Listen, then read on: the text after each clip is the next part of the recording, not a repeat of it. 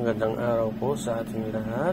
Nandito naman po tayo sa aking bagong vlog sa araw na ito. Ngayon po ay nandito po tayo sa aming palayan at malapit nang i-harvest, maya-maya lang at i-harvestin na natin po ito, Lord, para malaman po natin kung ilang sako ang ating makukuha sa ating palayan.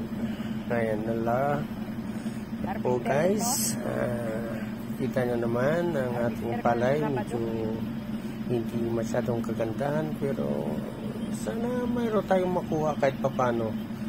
Abang-abang lang po tayo guys. Ayan, ikot-ikotin muna natin para matansya natin kung saan tayo magsisimulang mag-harvest maya-maya. Yan po, habang inaantay po natin ang ating harvester para mag-harvest ng ating palay. Ayan po guys, yan, kita nyo naman, medyo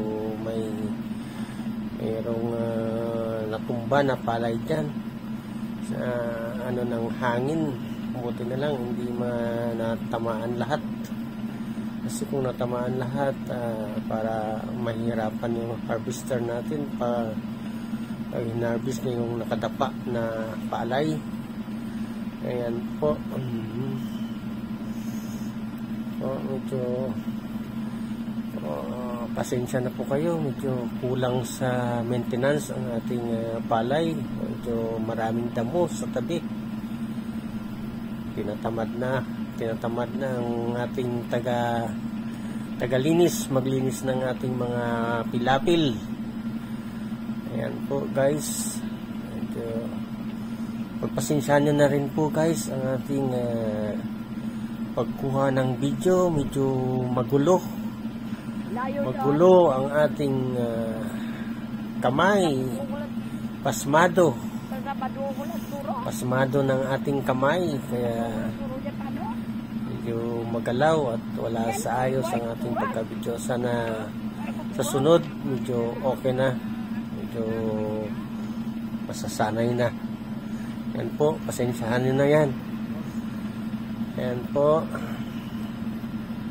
Habang inaantay po natin ang ating harvester, ayan, dumating na po sila. Magsisimula na po sila mag-harvest. Ayan. Ayan po guys, magsisimula na sila mag-harvest na sila. Ayan, maya-maya lang po malalaman natin kung ilan ang makukuha natin sa ating mga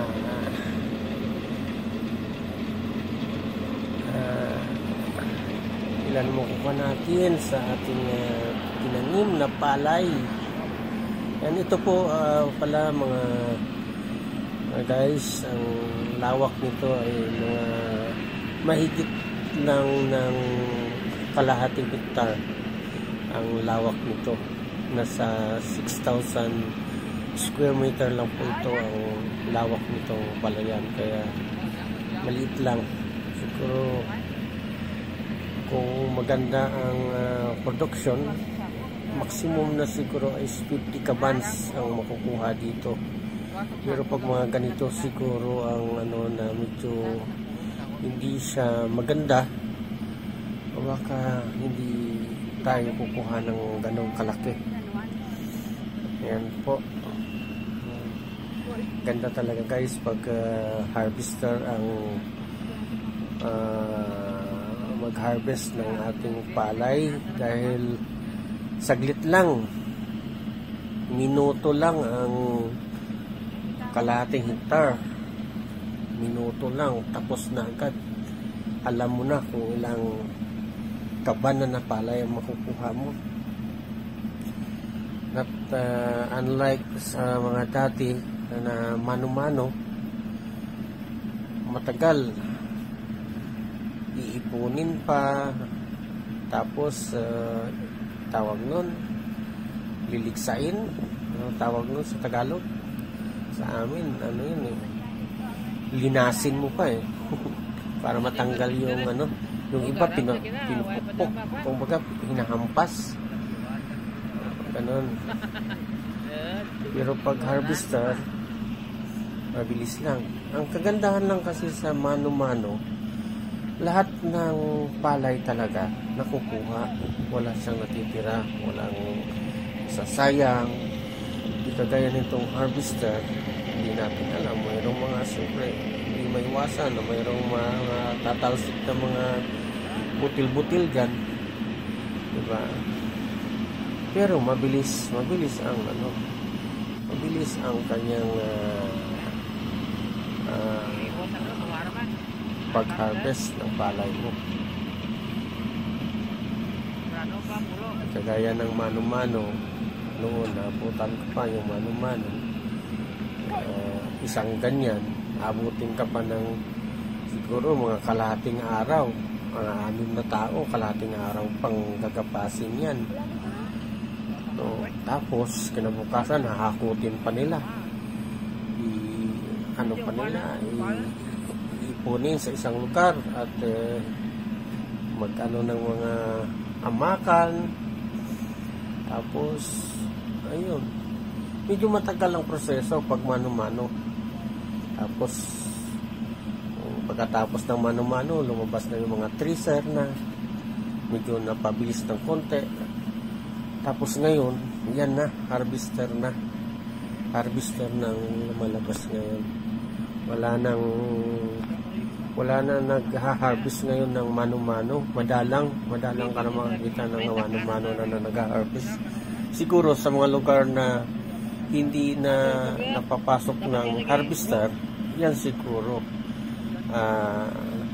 talagang manpower talaga ang gumagawa. Yan yung mano-mano na tinatawag.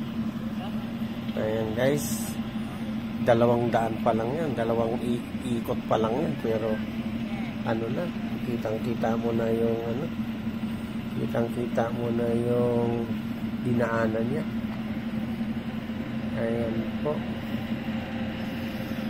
Masarap lang tingnan guys ng mga mga makina ng ganyan habang nag-harvest ng palay. Parang ang ganda, sarap tingnan. Ayan. Oo nga pala guys, ang bayad nandyan sa harvester sa kalahating hektar na yan is sa amin, depende siguro sa ibang lugar, pero sa amin yan, 3.5 kalahating hektar.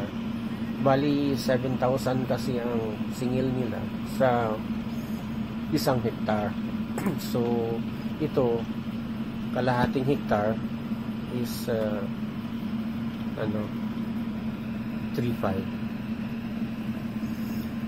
Ngayon, ang sabi, pag lumampas ng 35 sacks ang makukuha, bali sisingilin ng per sacks na lang 115 per sacks.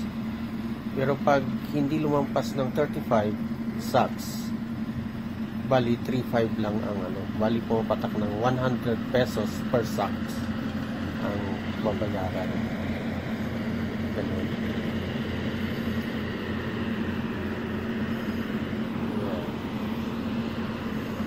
Yan po.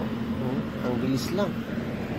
Ang bilis lang guys ng ng harvester. Ang bilis lang ng pagkadali niya. Hindi kagaya ng mano-mano, baka abutin ka pa ng ulan eh. Baka pag minalas-malas ka, baka isang linggo hindi pa magiging palay lahat yung inanim mo dyan dahil sa ulan. Ayan. Ayan po. Ayan, konti na lang. Itong mga yan, hinahakot na yan. Yung sinasabay na nila hakot yung mga nilalaglag na harvester na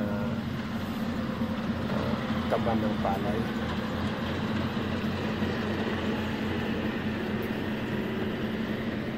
Nakita nyo na guys, ganun lang kabilis.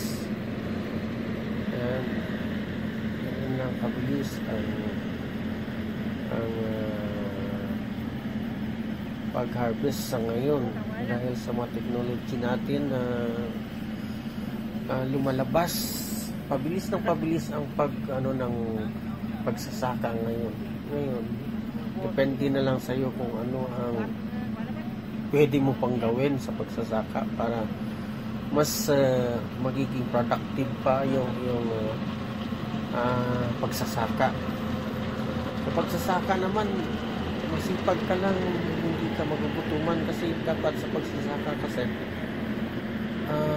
hindi lang dapat palay ang itinatanim natin. Dapat lahat ng pwede nating mapagkakitaan, pwede nating itanim sa ating lupa, dapat tanim natin para ayan po. Ayan, bali nakakuha po tayo ng 35 sacks po.